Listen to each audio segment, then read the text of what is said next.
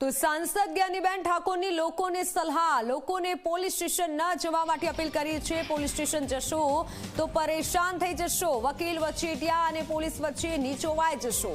બનાસકાંઠાના દિયોદરના અસાણા ગામે જ્ઞાનીબેને આ નિવેદન આપ્યું છે। જાહેર સભા પરથી જ્ઞાનીબેન આ શબ્દ બોલ્યા છે, નિવેદન આપ્યું છે કે પોલીસ સ્ટેશન જશો તો પરેશાન થઈ જશો, નીચોવાઈ જશો તેવું નિવેદન જ્ઞાનીબેને આપ્યું છે।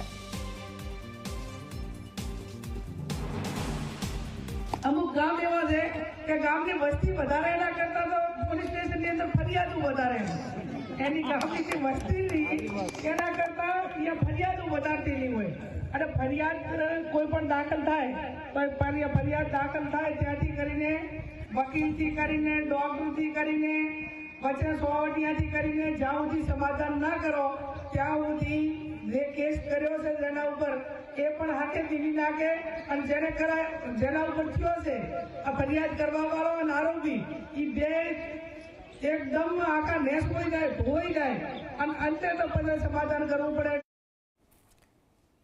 તો સમાચારોમાં હાલ બસ આટલું બધું।